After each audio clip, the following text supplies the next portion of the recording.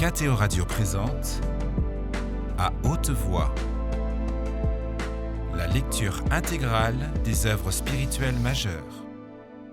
Aujourd'hui, Quo Vadis de Henryk Sienkiewicz.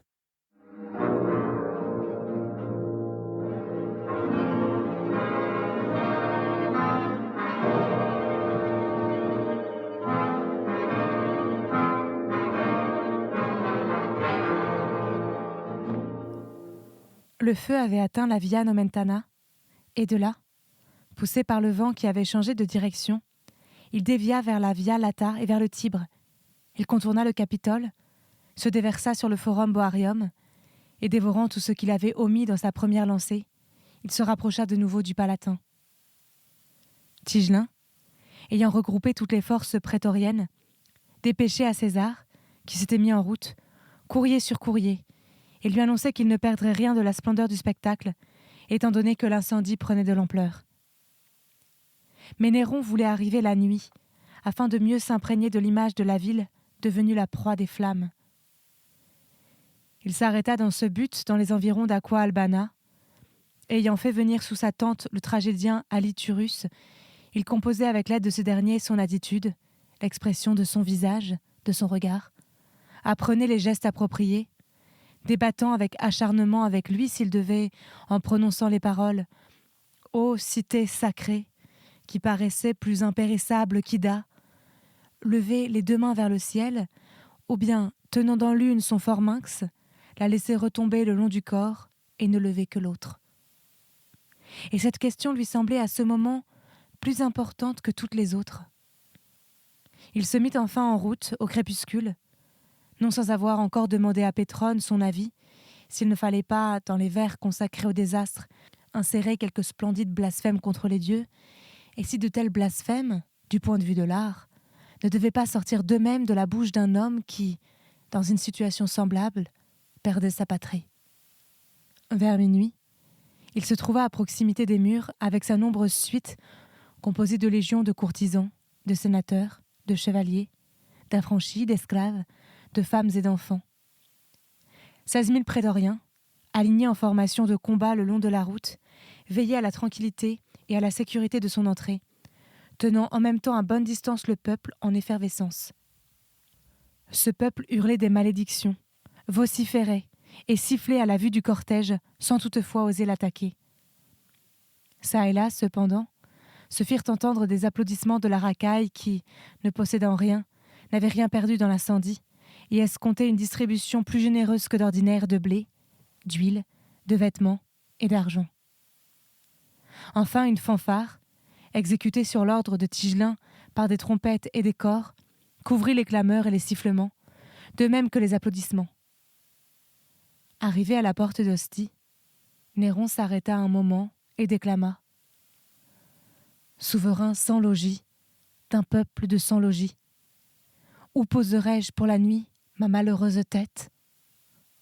Puis, ayant dépassé le clivus Delphini, il monta, par un escalier aménagé pour lui, sur l'aqueduc Appien, suivi des augustans et d'un chœur de chanteurs portant des cithars, des luths et d'autres instruments de musique. Tous retinrent leur souffle dans l'attente de paroles grandiloquentes que l'on avait intérêt à ne pas oublier pour sa propre sécurité. Mais lui se tenait là, solennel, muet, vêtu d'un manteau de pourpre et la tête ceinte d'une couronne de laurier d'or, fixant du regard la puissance furieuse des flammes. Lorsque Terpnos lui tendit un luth d'or, il leva les yeux vers le ciel que l'incendie embrasait, comme s'il attendait d'être inspiré.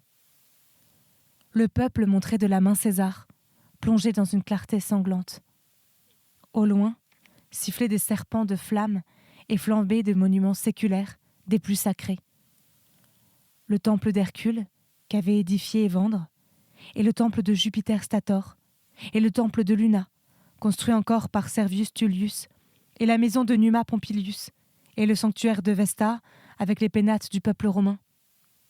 Parfois, dans les crinières de flammes, on entrevoyait le Capitole, le feu dévorait le passé et l'âme de Rome, tandis que lui, César, se dressait, un luth dans la main, avec un visage de tragédien, et pensant non pas à sa patrie qui sombrait, mais à la pause qu'il devait prendre, et aux paroles pathétiques avec lesquelles il exprimerait le mieux la grandeur du désastre, aux paroles qui lui vaudraient la plus grande admiration et les applaudissements les plus chaleureux. Il haïssait cette ville. Il haïssait ses habitants. Il n'aimait que ses chants et ses vers. Aussi se réjouissait-il intimement de pouvoir contempler enfin une tragédie semblable à celle qu'il décrivait. Le versificateur se sentait heureux. Le déclamateur se sentait inspiré. Le chercheur d'émotions se délectait de l'effroyable spectacle et pensait avec délice que même la destruction de Troie n'était rien en comparaison avec la destruction de cette immense cité. Que pouvait-il encore désirer ? Rome. Rome, la souveraine du monde, brûle, et lui se tient sur les arches d'un aqueduc, un luth d'or dans la main, visible, empourpré, admiré, splendide et poétique. Là-bas, en bas, dans la pénombre, le peuple grogne et s'agite. Et bien qu'il grogne, les siècles passeront, des milliers d'années se seront écoulées, et l'on se souviendra du poète qui, par une telle nuit, chantait la destruction et l'incendie de Troie, et on le glorifiera. Qu'était Homère auprès de lui, qu'est Apollon lui-même avec son forminx foré. À cet instant, il leva la main, et frappant les cordes de son instrument, il déclama les paroles de Priam. « Ô nid de mes pères, ô cher berceau !» En plein air, dans le grondement de l'incendie et le brouhaha lointain des foules, sa voix semblait étrangement grêle, tremblante et faible, tandis que l'accompagnement musical faisait sembler à un bourdonnement de mouches. Mais les sénateurs, les fonctionnaires et les augustins, réunis sur l'aqueduc, avaient baissé la tête et écoutaient, émerveillés et muets. Il chanta longtemps, se faisant de plus en plus plaintif. Lorsqu'il s'interrompait pour reprendre haleine, le chœur répétait les derniers vers. Après quoi, d'un geste que lui avait appris Aliturus, Néron rejetait de son épaule la sirma tragique, frappait les cordes de son instrument et continuait de chanter. Ayant enfin terminé le chant préalablement composé, il se mit à improviser, recherchant de grandes comparaisons dans le spectacle qui s'étalait devant lui. L'anéantissement de la ville de ses ancêtres ne l'avait pas, à vrai dire, ému. Mais le pathos de ses propres paroles l'enivra et l'empoigna à tel point qu'il laissa choir son luth qui tinta à ses pieds, et s'enveloppant de sa sirma, il demeura comme pétrifié, semblable à l'une de ces statues de Niobide qui ornaient la cour du Palatin. Après un bref moment de silence, éclata une tempête d'applaudissements. Mais au loin, un rugissement des foules lui répondit.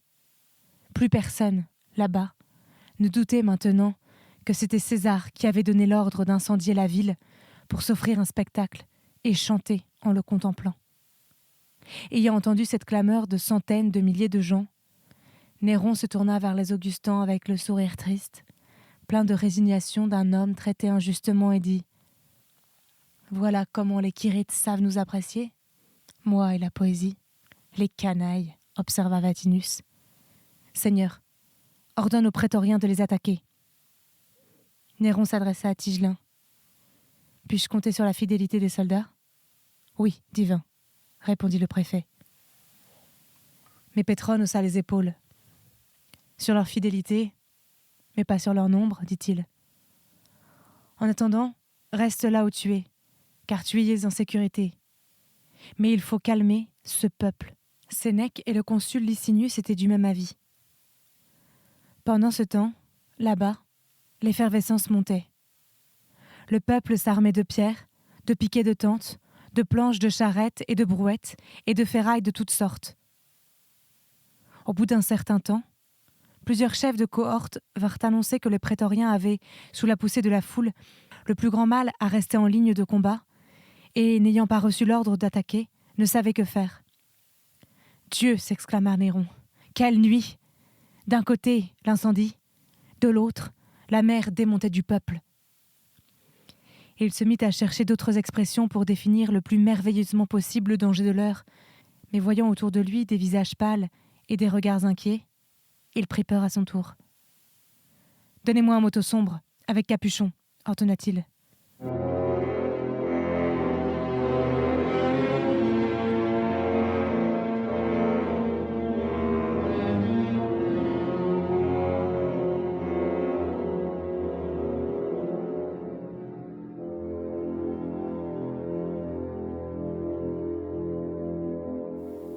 Devrait-on vraiment en venir à une bataille ? Seigneur, lui répondit Tigelin d'une voix mal assurée, j'ai fait tout ce qui était en mon pouvoir, mais le danger est grand. Parle à la foule, Seigneur, et fais-lui des promesses. César ? Parler à la populace ? Que quelqu'un d'autre le fasse en mon nom ? Qui se charge de le faire ? Moi, déclara calmement Pétrone. Va, mon ami. Tu es celui qui m'est le plus fidèle à chaque fois que j'ai besoin de quelqu'un. Va, et ne lésine pas sur les promesses. Pétrone se tourna vers le cortège avec un visage où se lisait la nonchalance et la raillerie. « Les sénateurs ici présents, annonça-t-il, et à part eux, Pison, Nerva et Sénétion iront avec moi. » Puis, il descendit lentement l'aqueduc. Ceux qu'il avait appelés à l'accompagner le suivirent, non sans avoir hésité, mais son calme finit par leur donner un certain courage. Arrivé au pied des arcades, Pétrone se fit donner un cheval blanc, et, l'ayant monté, il se dirigea à la tête de ses compagnons, entre les longs rangs de prétoriens, vers la foule noire hurlante, ne portant aucune arme, avec, dans la main, la fine canne en ivoire qu'il portait habituellement pour s'y appuyer en marchant. Arrivé tout près de la foule, il y poussa son cheval. Tout autour, à la lueur de l'incendie, on voyait des mains levées et armées de toutes sortes d'armes, des regards furibonds, des visages ruisselants de sueur, des bouches écumantes qui vociféraient. Une vague humaine rageuse l'entoura, lui et son cortège. Derrière cette vague, on voyait une mer de têtes, agitée, effervescente, effroyable. Les clameurs s'intensifièrent encore et devinrent un rugissement inhumain. Des bâtons, des fourches et même des sabres s'agitèrent au-dessus de la tête de Pétrone. Des mains féroces étaient tendues vers les rênes de son cheval et vers lui, mais lui s'enfonçait de plus en plus profondément dans la foule, froid, indifférent, méprisant. De temps en temps, il frappait de sa canne les têtes des plus hardis, comme s'il voulait se frayer un passage dans une cohue ordinaire, et cette assurance, cette placidité surprenait tout de même la populace déchaînée. On le reconnut enfin, et de nombreuses voix se firent entendre. « Pétrone, arbiter elegantarium, Pétrone !»« Pétrone !» clama-t-on de toutes parts. Plus ce nom était répété, et plus les visages s'apaisaient. Le tapage devenait moins furieux, car ce patricien raffiné, quoiqu'il n'eût jamais cherché à se concilier la faveur du peuple, en était néanmoins le favori. Il passait pour un homme de cœur et généreux, et sa popularité avait grandi surtout depuis l'affaire de Pedanius Secundus, selon laquelle il avait plaidé en faveur de la commutation de la cruelle sentence de mort prononcée contre tous les esclaves du préfet. Les foules d'esclaves, surtout, lui portaient depuis ce temps un amour indéfectible, comme celui que les gens opprimés et malheureux éprouvent habituellement pour ceux qui leur témoignent ne fût-ce qu'un peu de compassion. À part cela, à ce moment-là, à ce sentiment se mêlait de la curiosité de ce qu'allait dire le messager de César, car nul ne doutait que César l'avait envoyé expressément. Ayant enlevé sa toge blanche à bordure écarlate, Pétrone la leva en l'air et se mit à la faire tournoyer au-dessus de sa tête en signe qu'il allait parler. « Silence ! Silence !» cria-t-on de tous les côtés. Au bout d'un moment, le silence se fit en effet. Pétrone se redressa sur son cheval et se mit à parler d'une voix calme et retentissante. « Citoyens, que ceux qui m'entendent répètent mes paroles à ceux qui se trouvent plus loin, que tous se comportent comme des êtres humains et non pas comme des bêtes dans les arènes. Nous t'écoutons, nous t'écoutons. Alors écoutez-moi. La ville sera reconstruite. Les jardins de Lucullus, de Mécène, de César et d'Agrippine vous seront ouverts. Dès demain commencera une distribution de blé, de vin et d'huile, en quantité telle que chacun puisse se remplir le ventre jusqu'à la gorge. Puis, César vous offrira des jeux, comme le monde n'en a jamais vu, et au cours desquels vous allez festoyer et obtenir des dons. Vous serez, après l'incendie, plus riche qu'avant. » Un bruit sourd lui répondit, se dispersant du milieu dans tous les sens, comme se dispersent les ondes d'une eau dans laquelle une pierre a été jetée. Ceux qui étaient le plus près de l'orateur transmettaient ces paroles à ceux qui étaient plus loin. Puis, on entendit çà et là des exclamations coléreuses ou approbatrices qui se muèrent enfin en un énorme tumulte général. « Panem et circenses !» Pétrone s'enveloppa de sa tunique et écouta, immobile pendant un moment, semblable dans son blanc vêtement à une statue de marbre. Le vacarme grossissait, couvrait le bruit de l'incendie, montait de tous côtés et de profondeur toujours plus grande, mais le messager devait sans doute dire encore quelque chose car il attendait. Enfin, levant de nouveau la main pour imposer le silence, il proclama : « Je vous promets panem et circenses, mais maintenant, acclamez César, qui vous nourrit, vous habille.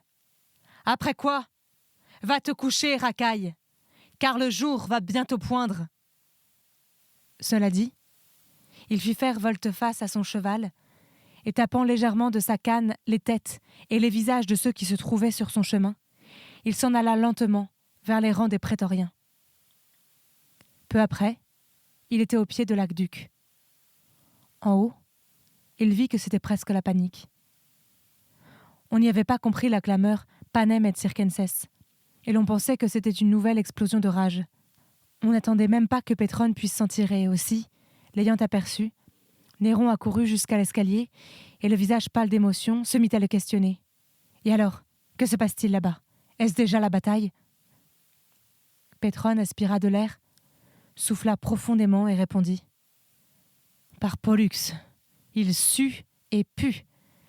Que quelqu'un me donne de l'épilima, sinon je vais m'évanouir. » Puis, se tournant vers César, « Je leur ai promis du blé, de l'huile, l'accès au jardin et des jeux. Ils t'idolâtrent de nouveau et t'acclament de leurs lèvres gercées. Dieu, que cette plèbe sent mauvais. Mes prétoriens étaient prêts, s'écria Tigelin. Et si tu ne les avais pas apaisés, les braillards auraient été réduits au silence éternel. C'est dommage, César, que tu ne m'aies pas permis d'user de la force. » Pétrone le regarda, haussa les épaules et dit : « Ce n'est pas encore perdu. Peut-être devras-tu y avoir recours demain. »« Non, non, opina César. J'ordonnerai de leur ouvrir les jardins et de distribuer du blé. Je te remercie, Pétrone. Je donnerai des jeux.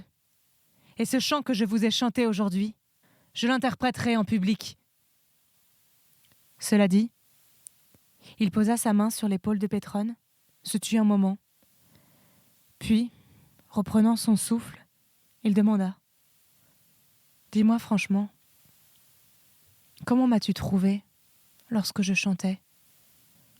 Tu étais digne du spectacle, comme le spectacle était digne de toi, » répliqua Pétrone. Puis, il se tourna vers l'incendie. « Regardons encore, dit-il, et faisons nos adieux à la Rome ancienne. »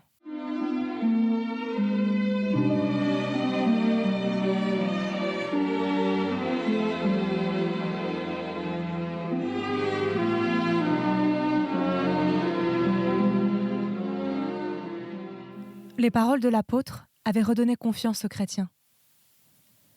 La fin du monde leur semblait toujours proche, mais ils commencèrent à croire que l'effroyable jugement ne surviendrait pas dans l'immédiat et qu'ils verraient peut-être auparavant la fin du règne de Néron, qu'ils considéraient être le règne de l'Antéchrist et le châtiment de Dieu pour ses crimes qui appelait la vengeance.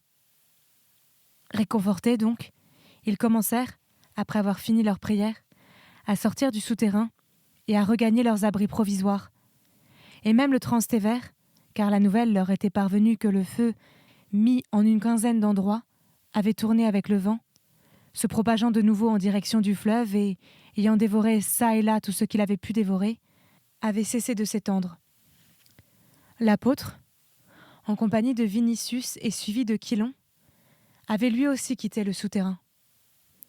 Le jeune tribun n'osait interrompre sa prière. Il marchait donc en silence, le suppliant seulement du regard d'avoir pitié de lui et tremblant d'inquiétude. De nombreuses personnes venaient baiser les mains et le bord du vêtement de l'apôtre. Les mères tendaient leurs enfants vers lui, d'autres s'agenouillaient dans l'obscur et long passage et, levant en l'air leurs lanternes, imploraient sa bénédiction. D'autres encore, marchant sur les côtés, chantaient, ce qui fait qu'aucun moment n'était propice aux questions ou aux réponses. Il en était de même dans le ravin. Ce n'est que lorsqu'ils se furent trouvés dans un endroit plus paisible, d'où l'on voyait déjà la ville en flammes, que l'apôtre la signa 3 fois. Puis, il se tourna vers Vinicius et lui dit « Ne crains rien. Tout près de là se trouve la demeure du carrier où nous trouverons Lygie et son fidèle serviteur, ainsi que Linus. Le Christ, qui te l'a destiné, l'a gardé pour toi. » Vinicius chancela et de la main s'appuya sur un rocher. Le chemin parcouru depuis Antium, les événements qui s'étaient déroulés au pied des murs de la ville, la recherche de Lygie dans les fumées brûlantes, l'insomnie et l'effroyable inquiétude qu'il éprouvait pour elle l'avaient exténué. La nouvelle que celle qu'il chérissait le plus au monde était tout près et qu'il allait, dans un moment, la revoir le faisait défaillir.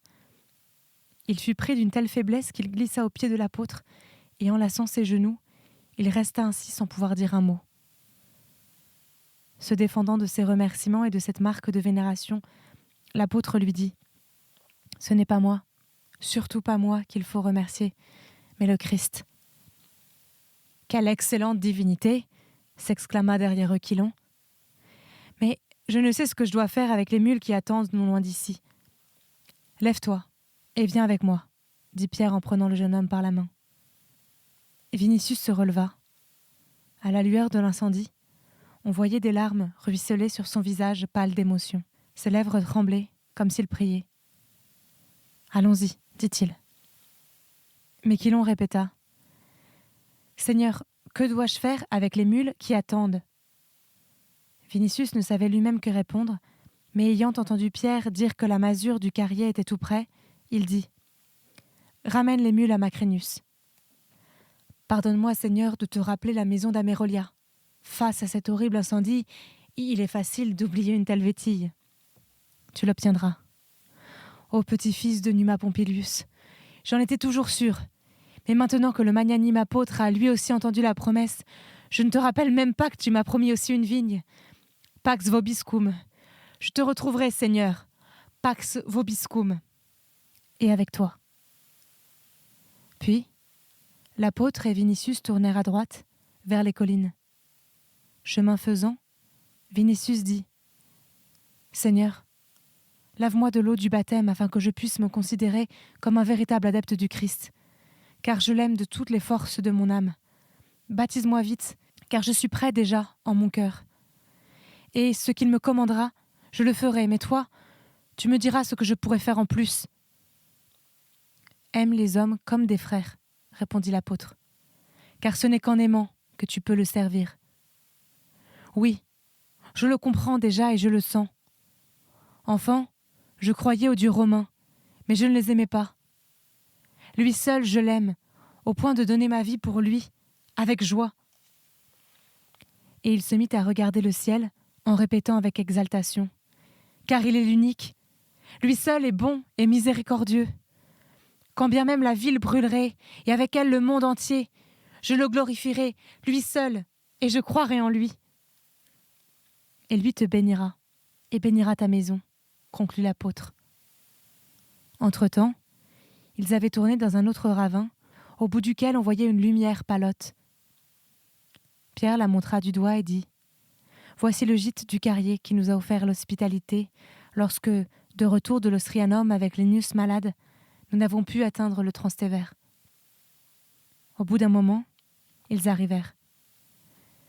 Le gîte était plutôt une caverne, creusée dans une brèche de la montagne, et fermée de l'extérieur par un mur fait d'argile et de roseaux agglutinés.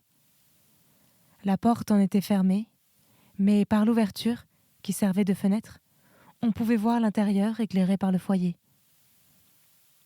Une énorme silhouette sombre se leva pour aller au-devant des nouveaux venus et demanda « Qui êtes-vous » ? « Des serviteurs du Christ, » répondit Pierre.